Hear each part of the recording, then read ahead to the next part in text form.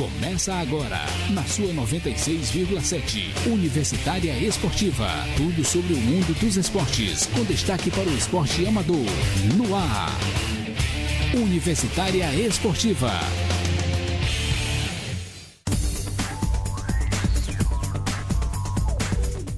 Bom dia, ouvintes! Começamos mais Universitária Esportiva há 10 dias das Olimpíadas. E ao meu lado, Neila do Rego Monteiro. E ao meu lado, Emanuele Madeira. E no Boletim Esportivo tivemos ontem um amistoso de basquete entre a seleção brasileira e os Estados Unidos. Jogo difícil, mas o Brasil até que foi bem.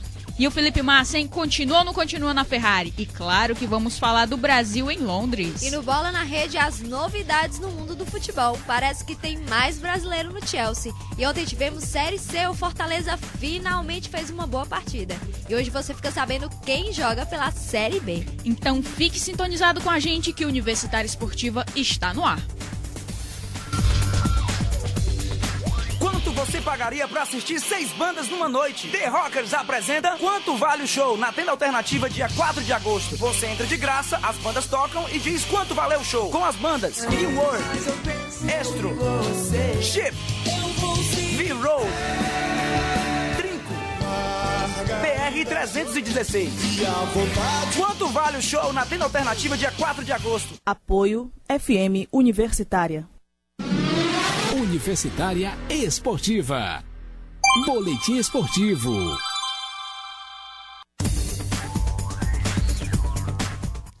A seleção brasileira masculina de basquete até que começou a partida de exibição contra os Estados Unidos, mostrando um bom volume de jogo, mas não conseguiu conter a força dos norte-americanos e acabou perdendo por 80 a 69. O confronto ficou marcado pela presença do presidente dos Estados Unidos, Barack Obama, grande fã de basquete no ginásio. O cestinha da partida foi LeBron James, que saiu com 30 pontos de quadra, além de 6 rebotes. Do lado do Brasil, Alex Garcia foi o maior pontuador com 14 pontos. Anderson Varejão, atleta do Cleveland Cavaliers, terminou o jogo com um double-double de 13 pontos e 14 rebotes. O Brasil começou em bom ritmo. Leandrinho foi o autor dos primeiros 2 pontos brasileiros. E logo em seguida, Alex Garcia pôs os brasileiros no comando do placar. Os comandados do técnico Rubem Magnano fizeram uma grande exibição e ao final do primeiro quarto, os brasileiros viraram ganhando por 27 a 17. Na volta para o segundo período de jogo, os donos da casa voltaram mais ligados e chegaram a encostar no marcador.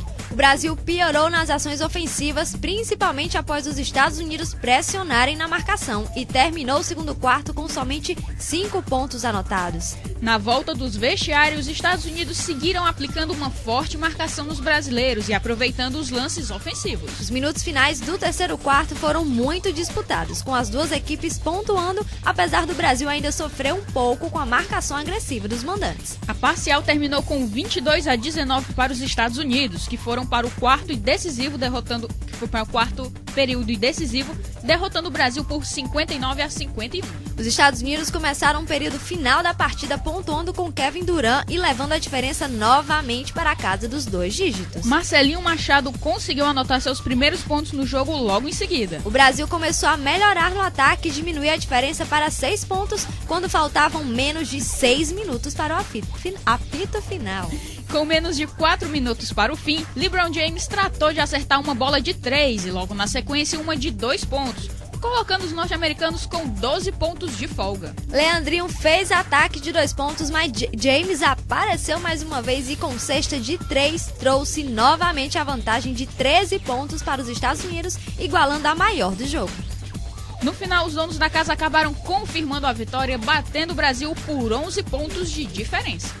E a seleção brasileira de basquete feminino teve um grande desafio contra os Estados Unidos e não resistiu ao forte jogo praticado pelas norte-americanas. As brasileiras perderam o duelo com o placar de 99 a 67 em confronto disputado em Washington, na capital dos Estados Unidos. Carla, vinda do banco, foi a principal jogadora da equipe verde e amarela e anotou 19 pontos, saindo do embate com uma cestinha. As comandadas de Luiz Carlos Taralo erraram muito no duelo, sobretudo na parte ofensiva. No primeiro quarto, as atletas da casa pressionaram na marcação, complicando a vida das brasileiras. Com isso, os Estados Unidos abriram 7-0 no placar e o Brasil só conseguiu fazer a primeira cesta com 3 minutos de partida. Isiane demonstrou irritação com a melhor apresentação das norte-americanas e começou a reclamar da arbitragem. Assim, a jogadora foi penalizada e acabou cometendo uma falta técnica, sendo obrigada a ir para o banco. Carla entrou e mudou o ritmo da equipe, com o Brasil diminuindo a desvantagem para 26-14. Na volta do intervalo, o Brasil não demonstrou uma evolução visível e os Estados Unidos abriram logo 25 pontos de folga. As donas da casa então diminuíram o ritmo de jogo e permitiram que as brasileiras fizessem a vantagem cair para 20 pontos. A parcial terminou com o placar marcando 72-48. O último quarto de partida também começou com a seleção brasileira cometendo muitos erros e as norte-americanas conseguiram, sem muita dificuldade, abrir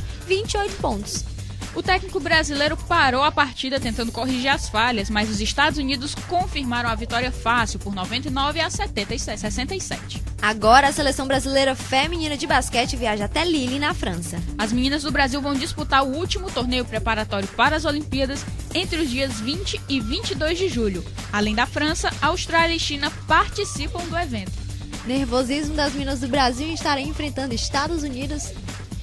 E, do outro lado, os meninos do Brasil arrebentando. Com informações aqui do nosso editor. Nosso técnico, Ricardo, desculpe. Ele que assistiu a partida do começo ao fim, disse que o Marcelinho Huertas jogou bastante nessa partida contra os Estados Unidos. E pelo placar, pela descrição, como a gente viu aqui, o Brasil foi legalzinho no jogo. Tá dando vai disputar bacana lá nas Olimpíadas. Porque a gente acabou falando ontem que o Rubem Magnano até tem uma certa vantagem toda vez que joga. Tem um bom histórico quando joga contra os Estados Unidos. Ele que também comandou a seleção argentina de basquete. Foi a primeira seleção a vencer o Dream Team. Foi a seleção comandada pelo Rubem Magnano em 2002. Então, vamos esperar que o Brasil vá muito bem nas Olimpíadas e, pelo jeito, parece que os Estados Unidos realmente vai ser o único embate bem complicado pra gente poder conseguir essa medalha de ouro. Agora é aquela questão, o Rubem Magnano começou a acertar o time do Brasil contra o possível maior adversário nas Olimpíadas. A gente também não pode esquecer da Argentina, que também tem um bom basquete, e a Espanha também, realmente. Com certeza, a Espanha que também realmente fez um último amistoso muito bom essa semana, se não me engano, ou semana passada, eu não vou mais lembrar. Realmente fez também um bom jogo. E a Argentina eu acho que vai ser um pouquinho mais fácil. O Rubem Magnano conhece jogadores, então pode ser que eles já tenham todas as dicas e firme um pouco mais esse time brasileiro. No lado feminino, a situação já é bem diferente. O Brasil só ganhou de quem não vai às Olimpíadas. Quando fez os amistosos com os times que vão para as Olimpíadas, como a Austrália, perdeu todos os amistosos. Uma coisa engraçada, né? A gente vê nas Olimpíadas, temos sempre, quase todos os esportes, seleção masculina e feminina de esportes coletivos. A gente não tá com as duas seleções indo bem. Se a gente for analisar, tem sempre uma seleção que vai bem e a outra que a gente não espera muita coisa. É o que a gente tá acontecendo um pouco no vôlei, a gente tá vendo isso. No handebol, no caso, a seleção masculina não foi classificada. E no basquete, que a seleção feminina a gente pode falar, tá muito fraca. Então a gente não pode esperar realmente muita coisa. É torcer pra medalha de ouro do basquete vir na seleção masculina. E esperar que o Brasil consiga aí alguma zebra com essas seleções desacreditadas. Nunca se sabe, que a gente comentou ontem, Espanha, campeã agora da Eurocopa, mais uma vez campeã do mundo. E ontem foi derrotado no amistoso contra um time da África, um time sem expressão e sem tradição no futebol. Foi derrotado por 2-0, então. E a seleção olímpica que teve jogadores que foram campeão da Eurocopa. Vamos lembrar, tem 4 ou 5 jogadores que foram convocados. Então, nunca se sabe, né? Vai sorte no Brasil também nas Olimpíadas, né? No futebol. Quem sabe? A gente tá em 2012, a gente não pode mais desacreditar em nada, né? Quarto colocado no Grande Prêmio da Inglaterra, o brasileiro Felipe Massa está confiante em renovar com a Ferrari para a próxima temporada. Após obter seu melhor resultado nos últimos 2 mundiais, o piloto paulista destacou que o bom desempenho nas últimas corridas pode ocasionar a extensão de seu vínculo, que termina no final desse ano. O principal candidato ao lugar do brasileiro na Ferrari, Mark Webber, anunciou na última semana a renovação de contrato com a Red Bull, equipe que defende desde 2007. Com o novo contrato fato do australiano, Massa viu aumentar a possibilidade de continuar ocupando um lugar no cockpit da escuderia italiana. E ainda no mundo da Fórmula 1, a equipe Marussia divulgou ontem os resultados da investigação sobre o acidente sofrido pela piloto de testes espanhola Maria de Villota. A piloto de testes perdeu um olho depois de bater em um caminhão da equipe durante treinos aerodinâmicos na Inglaterra no começo do mês. A espanhola de 32 anos precisou passar por 2 operações depois do acidente, cuja causa ainda não é conhecida. Mas a Marussia demonstrou satisfação ao constatar que a batida não foi causada por algum problema com o modelo MR01 utilizado durante os testes. Através de comunicado oficial, a equipe anuncia que não houve nenhum problema técnico que possa estar relacionado ao acidente. E por conta do acidente, Maria de Villota perdeu o olho direito e teve de ser submetida a 2 cirurgias faciais. A espanhola testou pela Renault no ano passado e já havia competido na Fórmula 3 espanhola e nas 24 horas de Daytona. Só para deixar claro, essa investigação feita foi interna da própria equipe Marussia. A investigação da FIA, da Federação Internacional de Automobilismo, ainda não saiu. Então, a constatação foi que não houve problemas com o carro. Mas o que aconteceu de fato só vai ser divulgado nos próximos dias com o inquérito feito pela FIA. E quando é que a gente vai voltar a ver algum brasileiro bem na Fórmula 1? Tá difícil, hein? É complicado. A gente só vai ter agora, nós só temos esperanças com o Bruno Senna. Esperanças assim, porque o Massa ainda, por enquanto, ainda tá, mas é aquela questão, o Massa um dia já esteve no topo, como o Rubinho um dia já esteve no topo, quem sabe um dia o Bruno Senna esteja no topo, mas principalmente a gente conhece o histórico de brasileiros na Ferrari, a gente sabe quantas sacanagens mesmo foram feitas com brasileiros em corridas, então fica complicado, né? Mas digamos, é muita audácia do Felipe Massa já querer, depois de um bom resultado, depois de 2 anos, ter a renovação do seu contrato, ou pensar, especular a renovação do seu contrato. Mas é alguma coisa pra ele, pelo menos conseguiu pontuar, gente. Tava difícil ver o Felipe Massa terminar uma corrida ou ficar pelo menos entre os 10 primeiros colocados. Porque o Felipe Massa sai em 13º, 15º quando batia o carro dava problema. Tava complicado pra ele alguma coisa. A gente tem esperança, porque os pilotos que realmente podem assumir o lugar dele estão renovando. Então vai ser muito difícil arrumar outro piloto e acredito que ainda não tem nenhum piloto de testes que possa assumir essa função. Mas de olho aí, o pessoal de olho na Fórmula 3. Tem brasileiro muito bem na Fórmula 3, tem brasileiro muito bem na série Truck, que são as categorias de acesso para a Fórmula 1, as mais diretas. E é bom, não só os brasileiros, mas os alemães também têm muita tradição. E é bom ficar de olho, porque a qualquer momento pode estourar um garoto desses, assim como estourou o Michael Schumacher, que veio, o Rubinho Barrichello foi da mesma forma. O Massa demorou um pouco mais. O Vettel foi excelente. O Vettel, eu acho que foi um dos maiores exemplos da Fórmula 1 de crescimento. Era um piloto que ninguém conhecia por nome, estava na lista de classificação. Mas chegar numa temporada, fazer o que ele fez, de ficar sempre entre os primeiros e se destacar e continuar se destacando de uma maneira impressionante, eu acho que vai ser difícil a gente ver. Claro, teve também o caso do Lewis Hamilton, a gente não pode deixar de citar o piloto mais novo a ser campeão, então, eu acho que o Vettel também foi um dos, mas eu acho que o Vettel foi até mais expressivo que o Hamilton. Está sendo, né? Porque se a gente bem lembra, naquele campeonato da Fórmula 1 em que o Massa ficou por 1 ponto de ganhar do Hamilton aqui no Brasil, em Interlagos, o principal personagem foi justamente o Vettel. O Vettel que competia por uma equipe que tinha um carro fraco, que na subida não rendia tanto.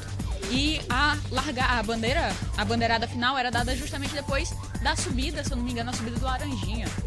E o Vettel não conseguiu segurar e o Hamilton acabou passando, que foi o que fez o Felipe Massa perder. Então, desde lá, ele vem tendo uma ascensão muito grande dentro da Fórmula 1 e hoje ele é esse fenômeno que representa. Falando em tecnologia de carro que a gente já falou, já foi-se o tempo em que a Ferrari era a maior das equipes de Fórmula 1. Ela tem que perceber que ela não tem mais toda a tecnologia, ou não está mais tão avançada diante das outras equipes. O que é bom da Fórmula 1, porque a gente tinha justamente essa disparidade muito grande entre a Ferrari e as outras equipes. Agora a gente não tem mais. As outras equipes estão conseguindo acompanhar a Ferrari e a gente vê um pouco mais de disputa. É muito bom ver isso. E falando em Interlagos, quando tem brasileiro bom, bem na competição, é sempre muito bom, porque Interlagos a gente sempre vê, sempre é uma das últimas corridas e sempre dá aquele aperto, desespero, porque os brasileiros estão sempre precisando dos últimos pontinhos na última corrida, sempre Interlagos, para conseguir o campeonato. E o Felipe Massa vai ter que fazer uma super temporada de reabilitação. Para ele tá complicado, a gente só espera que ele vá bem no resto da temporada para poder continuar com o contrato, porque a gente, hoje em dia, já teve tempo que a gente tinha 3, 4 brasileiros na Fórmula 1, hoje a gente tá com 2 brasileiros. Verdade. Então a situação complicada. A gente já teve o Lucas de Grassi, o Antônio Rubinho Pizzonia. Barrichelli, aí teve Felipe Massa, Bruno Senna, assim que entrou. Então, eu acho que dá para segurar um pouquinho mais o Felipe Massa.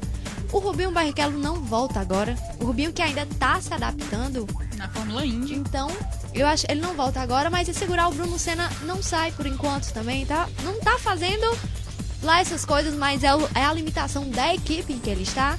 Mas a gente vai só torcer pro Felipe Massa poder continuar na Fórmula 1. E foi citado o Michael Schumacher aqui. Gente, já tá na hora do Schumacher se aposentar. A gente tem um histórico tão bonito do Schumacher na Fórmula 1, tantas vitórias, tantos torneios, e ele já tá começando a não ser tão expressivo nas corridas. Acho que por chegar no final da carreira e todo mundo nem lembrar dele, ele tinha se aposentado e voltar só pra... Tudo bem que amor ao esporte é muito bonito de se ver, mas pode ser que já esteja na hora.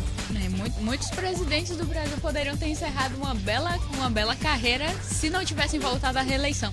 No entanto, é a mesma coisa que acontece com o Michael Schumacher. Tempos áureos da Ferrari em que todos os pilotos disputavam o segundo e terceiro lugar no pódio, porque a época do heptacampeonato, se o Schumacher deixou de ganhar 3 corridas, foram muitas. Era sem graça toda a corrida, porque todo mundo sabia quem é que ia vencer. E todo mundo sabia que em primeiro lugar o Schumacher tá. De vez em quando o Barrichello conseguia deixar ele de lado e fazer com que a equipe... Hoje não. Esse dia foi sim. triste, não vamos lembrar, por favor. E vamos continuar com o boletim, então, depois dessa.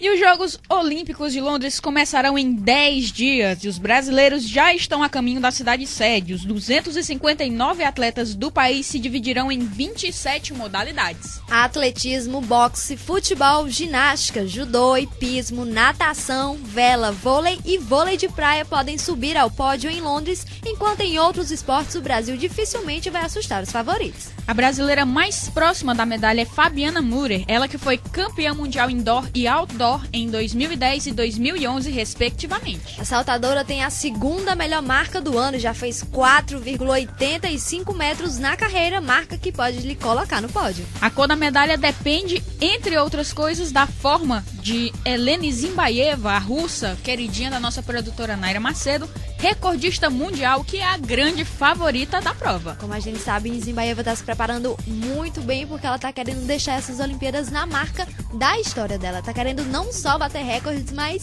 deixar todos os adversários para trás. Então o Brasil vai ser uma boa disputa da gente se ver, com certeza, como sempre é. E é a Eleni Zimbayeva que tá querendo saltar acima dos 5 metros e 6, que é o recorde dela outdoor, que são nas provas sem cobertura, é 5 metros e 3, se eu não me engano. Ela quer subir um pouco mais o sarrafo para ela e quer passar Sergei Bubka, que é um dos maiores recordistas no salto com vara. Então, assim, para ela seria um desfecho perfeito. E vamos continuar falando de brasileiro. Malha Imagem, ouro em Pequim, precisa melhorar suas marcas recentes para sonhar com a nova conquista. 7 das suas rivais ultrapassaram a marca de 7 metros nesse ano. Algumas delas mais de uma vez, como a favorita americana Britney Reese. Já a brasileira não salta mais de 7 metros desde 2008 no Ninho de Pássaro. No Ninho do Pássaro, que foi a prova em Pequim, que ela ganhou por poucos centímetros da segunda colocada e que pode vir aí uma medalha de prata se ela não conseguir saltar muito bem. Ela que sentiu dores na coluna no último Troféu Brasil de Atletismo e por isso ficou de fora de algumas etapas. Mas está voltando, se recuperando bem. Quem sabe aí ela não surpreende novamente, ela que passou anos afastada por conta de doping e retornou com a medalha olímpica, a medalha de ouro. Chamado de carro-chefe de medalhas do Brasil pelo Comitê Olímpico Brasileiro, o judô promete 4 medalhas em Londres, sendo pelo menos uma de ouro. Leandro Guilheiro e Mayra Aguiar entram como os mais cotados, pois lideram o ranking mundial. Guilheiro vem de 2 bronzes seguidos em mundiais e conseguiu medalha em quase todos os torneios que disputou nos últimos 2 anos. Já Mayra tem uma prata e um bronze em mundiais e trava uma disputa equilibrada com Kayla Harrison, americana, que é sua maior rival na disputa pelo ouro e amiga da Ronda Rousey, que era adversária dela. Sara Menezes, Rafaela Silva, Érica Miranda, Rafael Silva também chegam em Londres entre os 3 melhores do mundo, como cabeças de chave e com chances de medalha. Acho que realmente não só o Comitê Olímpico Brasileiro, mas todo o Brasil realmente está focando um pouco mais no judô para vir mais medalhas do que nos outros esportes. O judô que a gente vê o que cresceu muito nos últimos anos. A gente tem visto em todas as outras Olimpíadas que o Brasil tem se destacado mais ainda. A cada Olimpíada que passa, os brasileiros conseguem se destacar mais ainda no judô. Os carros-chefes, na verdade, da delegação brasileira são, além do judô, que sempre volta com uma medalha, é histórico, isso termina sendo uma tradição dentro do judô brasileiro. Sempre o judoca sempre volta com alguma medalha olímpica, e a natação. Não, com a natação com certeza, e a gente vai falar dela agora, porque a aposta brasileira de medalha dourada é mais uma vez César Cielo. Ele é o favorito para manter a sua medalha de ouro nos 50 metros livre, prova na qual é também o campeão e recordista mundial. Ele chega à Olimpíada com o melhor tempo do ano, 21 segundos e 38 centésimos, o que lhe credencia ainda mais como o favorito na prova. Já nos 100 metros livre, prova em que foi bronze em Pequim e campeão mundial em 2009, Cielo corre por fora para conseguir uma vaga no pódio. Já não ficou entre os 3 no Mundial de Xangai em 2011 e seu melhor tempo em 2012, 48 segundos e 28 centésimos, é o 7º melhor apenas. Na natação também, ficar atento aos outros nomes. Caio Márcio também está vindo muito forte no borboleta. O Leonardo de Deus também se classificou, que sempre tem bons resultados. Acho que a equipe brasileira de revezamento é muito forte, entendeu? São formados justamente pelos melhores nadadores que a gente tem. E são realmente os 4 que mais se destacam em Olimpíada, em Pan-Americano, em tudo. E claro que todo mundo, pelo menos uma medalha também, o César Cielo vai trazer. E com certeza, pelo menos uma de ouro ele vai trazer. E a disputa mais esperada nas piscinas de Londres, com certeza vai ser a do próprio revezamento, o 4x100 medley. Com certeza. Porque a seleção brasileira vai de igual para igual com a seleção do revezamento americano, que tem Michael Phelps e dentre outras feras que dominam dentro da piscina, que são adversários diretos do Brasil. Também que nos últimos anos é o que tem feito o revezamento no pódio. Na natação, Brasil e Estados Unidos sempre revezando primeiro, segundo, terceiro lugar. A gente tem que falar também do Michael Phelps, que é um ótimo nadador, a gente conhece a história dele. E nessas Olimpíadas lembrar também que ele foi aprovado em 8 provas, mas só vai participar de 7, porque ele disse que pode acabar se cansando nas Olimpíadas. Realmente é muito ritmo, ele tem muito fôlego, a gente vê assistindo as Olimpíadas que é uma prova atrás da outra. E ele consegue e sempre se saindo bem, então é um atleta pra se admirar. Os atletas americanos que na natação são de tradições milenares praticamente. Só porque os Estados Unidos não têm esse tempo todo. Mas na piscina, os Estados Unidos, desde Mark Pitts, que domina aí as medalhas e com grandes números, poucos atletas com grande número de medalhas. O Michael Phelps vai perder a oportunidade de bater seu próprio recorde, o recorde que ele teve em Pequim, 2008, por conta do desgaste, porque ele vai mais forte para tentar bater os recordes. Mas a gente também vê justamente essa questão de amadurecimento da parte dele, que é não simplesmente conquistar várias medalhas. Ele tem um objetivo, seu objetivo dele é sempre ser o melhor do mundo. Ele tem que realmente, de vez em quando, abrir mão de algumas provas, porque os anos passam, o corpo sente o desgaste e tudo mais. E o Michael Phelps, a gente vê que ele tem um treinamento muito intenso. Por causa disso, sempre procurando bater recordes. Mas a gente vai ver realmente um grande espetáculo. De vez em quando, claro, a gente vai ver o Michael Phelps muito à frente dos adversários, como de vez em quando a gente vê. Mas vai ser também muita coisa bonita pra se ver na natação. E os brasileiros que ficaram no México depois do Pan de Guadalajara para treinar na altitude para poder bater os Estados Unidos. Bom duelo também nas piscinas, mas vamos falar de duelos nas quadras. No handball, que só a equipe feminina brasileira se classificou para os jogos. Elas estão evoluindo cada vez mais nos últimos anos e pararam nas quartas de final do último Mundial, o melhor resultado internacional até hoje. Passaram a duelar de igual para igual com as principais potências europeias e ganhar uma medalha é uma meta difícil, mas muito possível. Com certeza, principalmente o Brasil, a gente pode esperar, o Brasil vai passar para a próxima. A fase de grupo do Brasil vai ser muito fácil. O Brasil deve se classificar entre o primeiro colocado. O grupo do Brasil é tranquilo demais, é muito fácil. Sorte do Brasil que no outro grupo são justamente as seleções mais fortes do handball: Coreia do Sul, Noruega, Dinamarca, Espanha, França. A melhor parte disso é saber que muitas delas já vão cair na fase de grupos e a gente não vai ter que enfrentar lá na frente. É a melhor parte disso. O chaveamento, alguns chaveamentos ficaram muito apropriados para o Brasil. Não, o chaveamento das Olimpíadas foi perfeito para a seleção brasileira no handball. Gente, o grupo B é um grupo das maiores seleções de handball.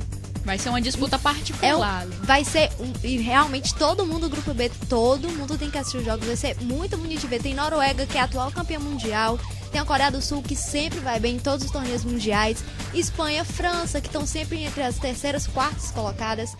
O Brasil tem um time forte, o Morten vem fazendo um trabalho há muito tempo, as atletas treinam na Europa justamente na casa do handball. Então elas têm o maior conhecimento de quadra, de tudo. E vamos lembrar dos últimos 2 amistosos do Brasil contra a Noruega, gente. A gente conseguiu um empate. Isso é muita evolução.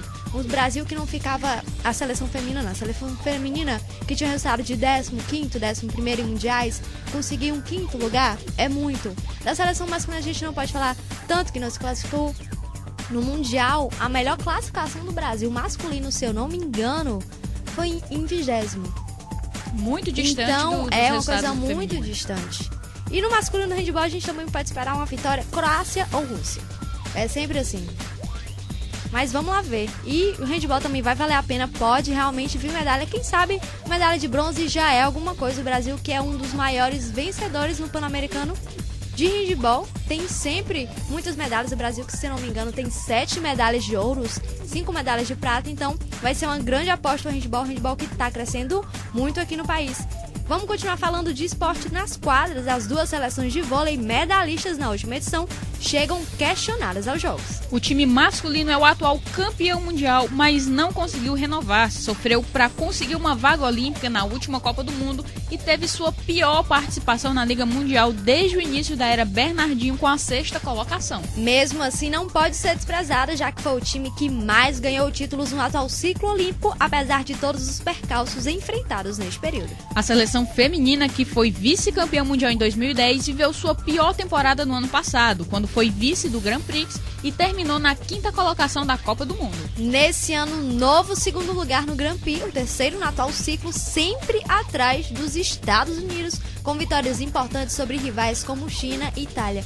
Engraçado, a gente pode fazer essa comparação do vôlei com o futebol brasileiro na Copa do Mundo, que a gente estava sempre acostumado a ser favorito de tudo. E chega uma competição que a gente não consegue, todo mundo esperando, a gente também espera. A gente sempre acha que vai conseguir, vai ser fácil, medalha nossa, a gente é penta, a gente ganha todas as competições. Isso é realmente um baco, às vezes desestimula, mas a gente tem que continuar apostando nas seleções de vôlei, tanto a feminina quanto a masculina, que não estão bem, não foram bem nessa temporada, a gente tem que lembrar. Mas eu acho que ainda pode ser uma aposta de medalha. E os Estados Unidos, claro, sempre rival no Brasil em várias Olimpíadas. Acho que o maior rival do Brasil é os Estados Unidos, sempre vai ser. Agora também a gente não pode esquecer das seleções do leste europeu. A Rússia vai ser também um embate incrível. Infelizmente nós não teremos Cuba para poder duelar, fazer aqueles duelos históricos que nós temos em quadra, aqueles duelos que são sempre muito empolgantes, disputados pontos a pontos.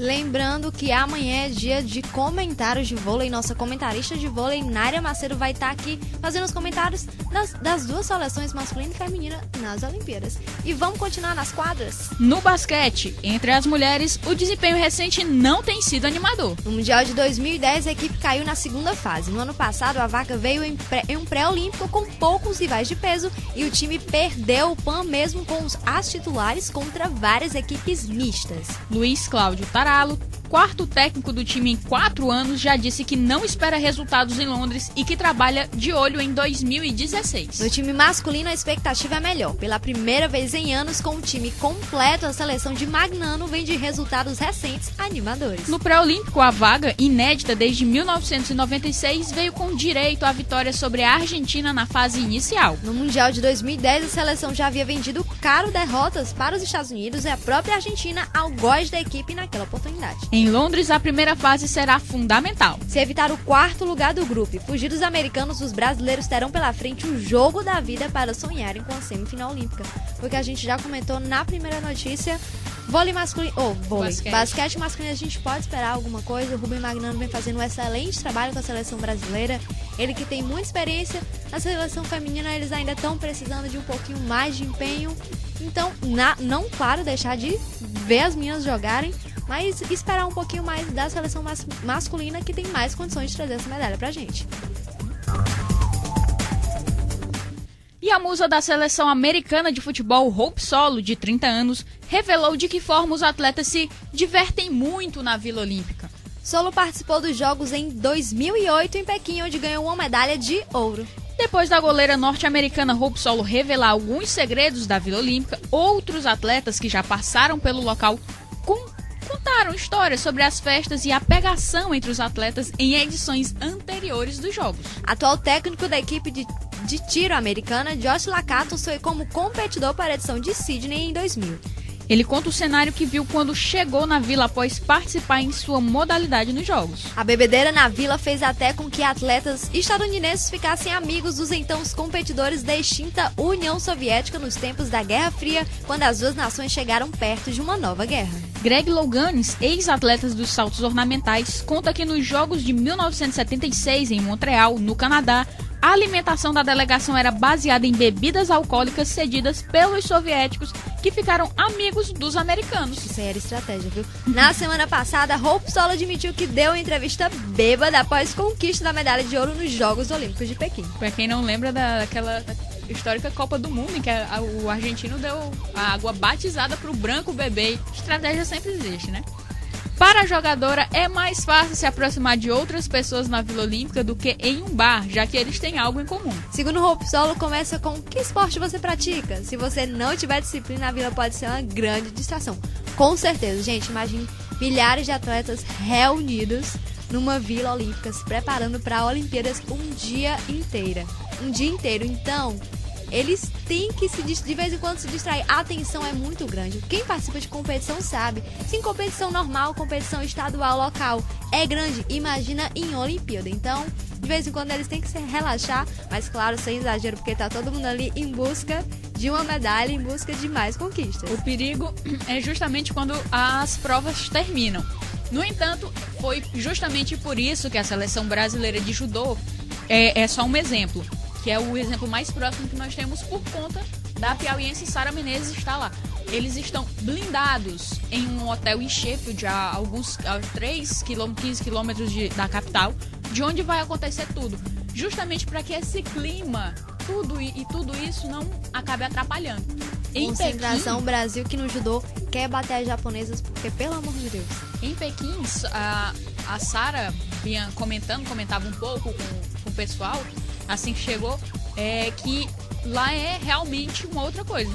Se aqui a gente chora por uma latinha de Coca-Cola, lá e você imagina você tendo que estar no peso com Coca-Cola e McDonald's simplesmente de graça a qualquer hora que você queira. A batatinha foi proibida em Londres.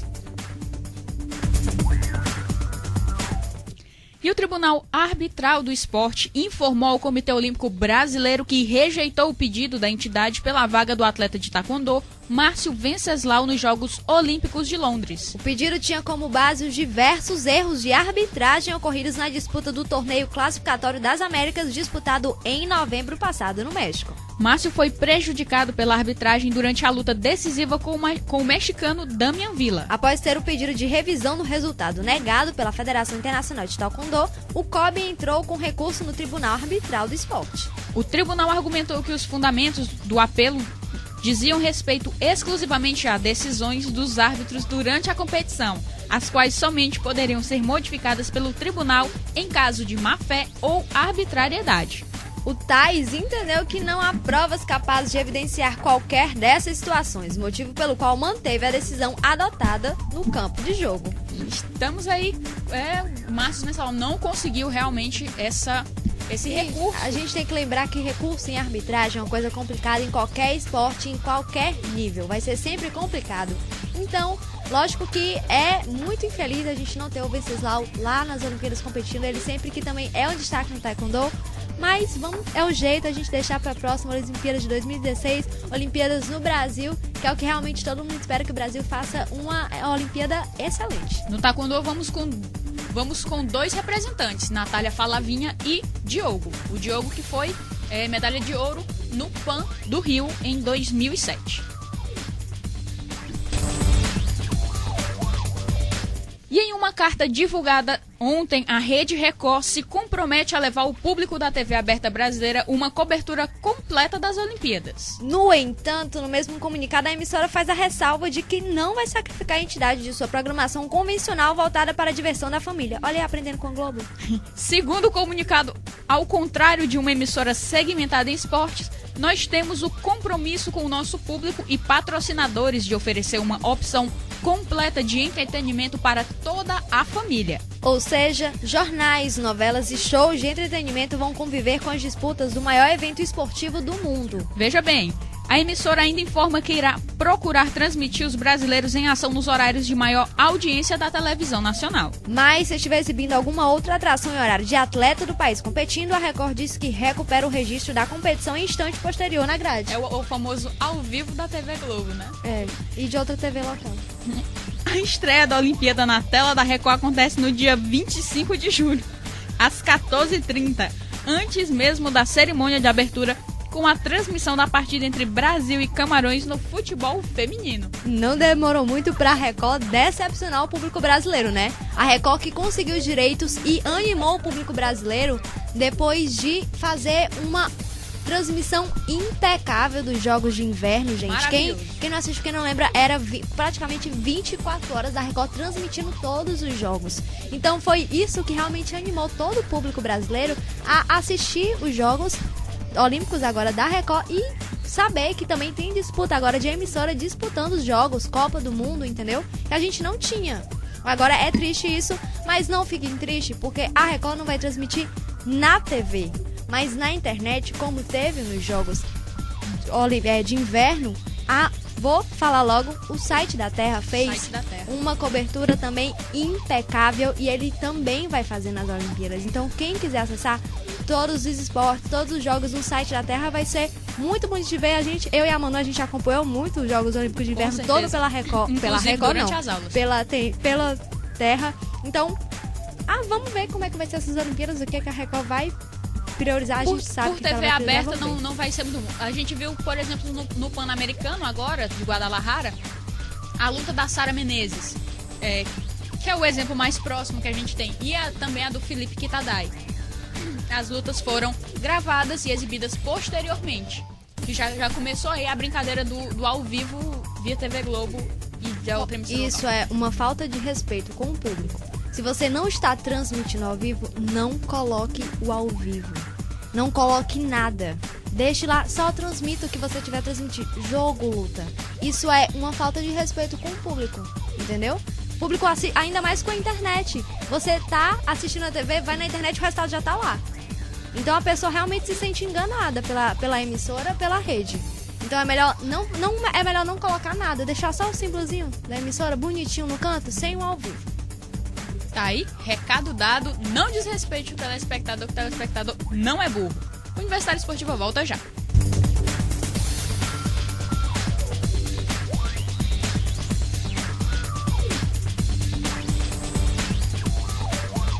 Fala aí, chega uma hora em que tudo que a gente quer é se virar sozinho, não?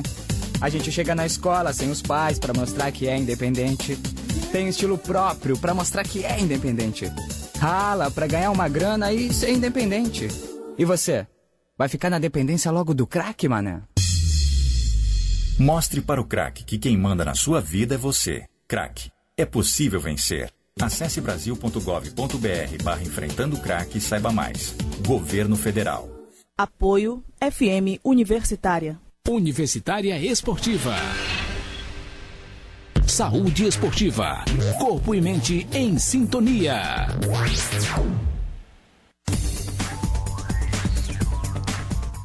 E hoje estreamos o quadro Saúde Esportiva, em que receberemos todas as terças-feiras o educador físico Tamiak Macedo, que vai trazer sempre um tema sobre a saúde relacionado ao esporte, para que possamos ajudar você, ouvinte, a melhorar a sua qualidade de vida. Tamiak Macedo, como falamos, é educador físico formado pela Universidade Estadual do Piauí, é especialista em desporto escolar, treinador de badminton e personal trainer, e nessa estreia ele vai falar sobre lesão muscular, que é uma das coisas que mais afeta atletas, não só atletas profissionais, quando Os pessoas atletas de final de semana também Com não estão isentos disso aí. Bom dia, Tamiak. Bom dia, Tamiak. Bom dia, é muito bom a gente estar estreando esse quadro, fico feliz pelo convite e também queria de primeiro convidar todos a se exercitarem, a se fazerem presente nas academias, nas caminhadas, e hoje a gente vai falar um pouquinho sobre a questão das lesões esportivas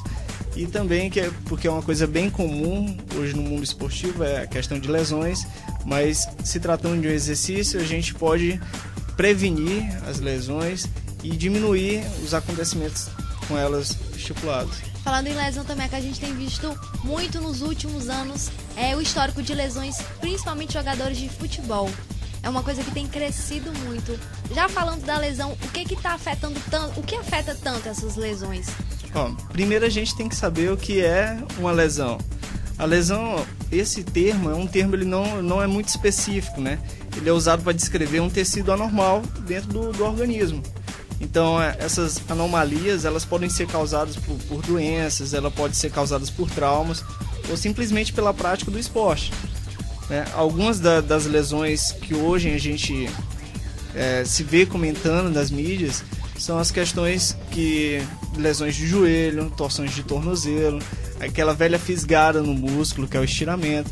Mas dentre várias outras, eu separei algumas, tem a luxação, tem a entorse, tem o estiramento, tem a contusão, fratura. Tudo isso pode ser considerado uma lesão, a cãibra, tendinite. Voltando a todos esses tipos de lesão, vamos voltar. Acho que as pessoas já vão conseguir saber direitinho o que é. Vamos voltar. Luxação, explica direitinho o que é que acontece com o músculo. Bom, a luxação ela é um deslocamento traumático, agudo e permanente na superfície que compõe a articulação. Ela perde um pouquinho da relação anatômica. Por exemplo, você tem a articulação e ela tem o formato anatômico dela. Normalmente você tem uma luxação quando você... Quando desgasta, é isso, basicamente? Não o desgaste, mas ela traumatiza. Por exemplo, o seu dedo ele faz um movimento normal. Quando você faz um movimento além do movimento normal, você tem uma luxação na articulação. Luxação caracterizada pelo inchaço na região. Também. As pessoas se situarem um pouquinho mais sobre cada uma das lesões. Vamos continuando também aqui os outros tipos de lesões. Outro tipo de lesão é a entorse. Ele é um movimento anormal da articulação que vai além da capacidade dos ligamentos da região, certo? A entorse ela pode provocar essas lesões que são as lesões de ligamento e pode ocorrer sem que haja necessariamente a luxação. A luxação ela seria um caso mais grave que ocorreu durante a entorse. Por exemplo, você deslocou o cotovelo, você teve uma luxação. Você teve um machucado no cotovelo, mas não teve a luxação, você teve uma entorse. Então seria uma outra característica desse movimento, seria a entorse. Tamiak, alguns estudos já saíram e para falar a respeito dessa questão de lesão. o alongamento, ele tem ou não tem relação com essa questão de você ter uma lesão durante a prática esportiva? Bem, o alongamento, ele é muito importante. Ele é muito importante, só que é necessário também a gente evidenciar a diferença entre alongamento e flexionamento. O alongamento é você preparar a musculatura, preparar o corpo para o exercício da atividade física. O flexionamento, ele é uma vertente física, ele é uma capacidade funcional. Então, quando você trabalha o flexionamento, você está trabalhando além do alongamento. Você está querendo aumentar a amplitude do movimento. Então, no caso, essa questão de puxar braço, puxar perna, é isso? Além do movimento, além do grau normal, você estaria trabalhando o flexionamento, que não é adequado para a gente trabalhar se não for um treinamento direcionado para aquilo. Então, se você for fazer um treino de flexibilidade, não é legal que você faça um treino de força ou de resistência logo posterior a esse treino. O alongar é normal para toda a prática de atividade física. Você está preparando os músculos, os ligamentos e as articulações para o exercício. Só que flexibilidade, ele é diferente.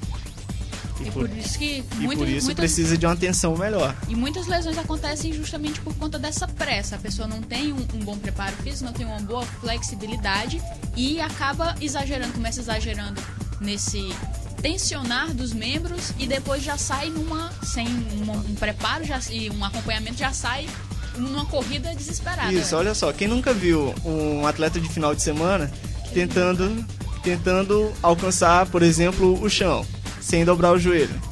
Muita gente acho que já viu isso daí. E já muitas vezes... Também. E já tentou. As pessoas tentam desde criança o tempo inteiro. É uma prática comum. E muitas vezes você não está preparado para realizar esse movimento.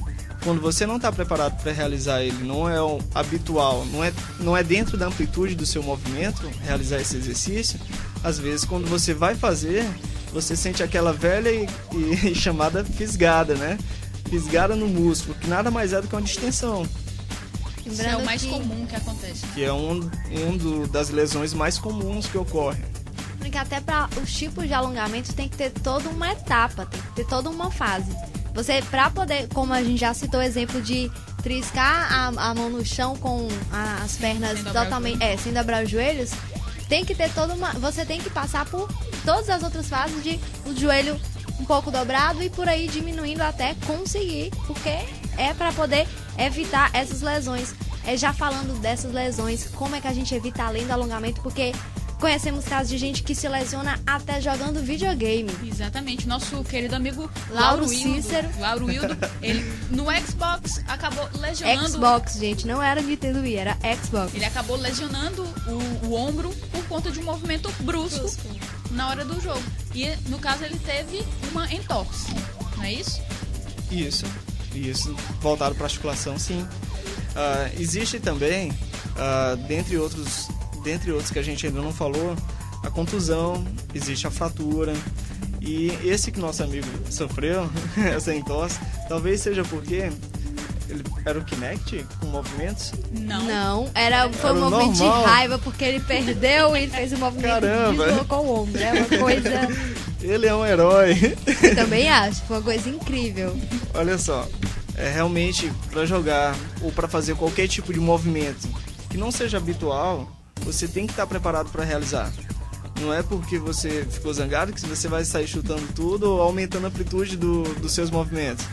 Então, essa precaução é que tem que ser tomada por todos, inclusive por aqueles que são sedentários e só jogam videogame, né? Tanto quanto pelos... Principalmente por aqueles que são sedentários. Principalmente pelos sedentários. Então, isso também acontece por atletas de alto rendimento. É bastante comum a gente ver em atletas eles sofrerem por causa de lesões. Eu até separei aqui os conceitos de esporte hoje em dia, ele está relacionado diretamente com a saúde. Porém, a atividade física ela pode ser realizada de forma inadequada e pode trazer muitos problemas à saúde do atleta ou alguém que esteja desavisado, né? As lesões esportivas, elas estão frequentemente ligadas ao esporte. E é muito difícil praticar um esporte durante toda a vida sem sofrer algum tipo de lesão, né? Lembrando também que lesões não estão sempre relacionadas ao esporte. Tem também, a gente vê de vez em quando, o excesso das pessoas em frente ao computador, que também nos últimos anos tem sido uma coisa muito comum, lesões em pulso, nossa produtora estava lembrando, lesão no pulso, de cansaço, de tudo. E também por conta dos smartphones, lesões... Com certeza. São as tendinites. As tendinites, por conta do movimento repetitivo, insistente, às vezes até maníaco praticamente das pessoas. Vocês viciados em Facebook, Twitter, redes sociais, viu? Amanda Noleto, cuide-se. Temos que alongar as mãos, também, os dedinhos. Isso se chama lesão por esforço repetitivo. Tamiak, agora me fala um pouco a respeito da lesão e da questão da lesão e das massas musculares, da perda de massa muscular durante a questão da recuperação da lesão. Hoje a gente vê na questão esportiva algumas lesões que são muito frequentes. Lesão de joelho é muito frequente, lesão de tornozelo é muito frequente. Para jogadores de tênis, lesão de cotovelo e quadril também é muito frequente. E o que acontece? O atleta ele vem treinando em um determinado rendimento e ele tem uma massa muscular apta para suportar aqueles movimentos. Quando você tem uma torção, você obrigatoriamente vai reduzir a carga de exercício. Então, você reduz também a sua massa muscular, né? Porque a massa muscular, ela é treinável. Você ganha massa através do treinamento. Quando você reduz esse treinamento, você também perde a massa. Infelizmente, mais uma vez, o nosso tempo não ajudou. A gente já está estourado um tempo. Vamos até falar com o nosso diretor para poder aumentar para uma manhã inteira de programa para vocês. Mas vamos dar a última notícia. Tem que ser rapidão, que ontem teve festa. Teve a confraternização da Federação Piauí de Futebol. E foram eleitos os melhores do campeonato piauiense. O goleiro Robinho, do 4 de julho. Lateral direito Barato, do Comercial. O zagueiro direito Alisson, do Comercial. O zagueiro esquerdo Marcelão, do Flamengo, que fez um ótimo campeonato. Lateral esquerdo Jorginho Paulista, do Flamengo. Isso mesmo. Primeiro volante Alessandro, do Parnaíba. Segundo volante Rogério, do River. Meia esquerda Cleitinho, do 4 de julho. Meia direita Fabinho, do Parnaíba. Primeiro atacante o França, do 4 de julho. Segundo atacante Fabiano, do Piauí. Flávio tá feliz. 3 prêmios ontem, só pra destacar aqui. Artilheiro Zé Rodrigues, claro, todo mundo já sabia, Comercial. Revelação Crislan, do River, merecidíssimo. Craque Fabinho, do Parnaíba. Treinador Paulo Moroni, do Parnaíba. Preparador físico Eduardo Pereira, do Flamengo. Médico Miguel Ângelo, do River. Massagista José Wilson, do Comercial. E o árbitro Francisco Pereira de Lima Júnior, que apitou as 2 finais. Gente, é isso, o programa chegou ao fim. Tamiak, muito obrigada pela primeira participação. Lembrando que o quadro Saúde Esportiva está sempre aqui todas as terças-feiras para vocês, com o Tamiak comentando os mais diversos temas de saúde e esporte. Isso, eu que agradeço ao convite da Rádio Universitária e me coloco à disposição para tentar, pelo menos, esclarecer algumas dúvidas relacionadas à saúde, relacionadas ao esporte. Mande você também a sua dúvida para a Rádio Universitária e a gente vai tentar, à medida do possível, solucionar esses problemas. Esse foi Tamiak Macedo, que está no Saúde Esportiva para tirar todas as suas dúvidas. Gente, o programa encerrou amanhã 11 horas. Sintonizem na FM Universitária 96,7. Acompanhe nossa fanpage porque pode ter novidades ao longo do dia. Muito obrigada pela audiência e continuem com a nossa programação. De comunicação.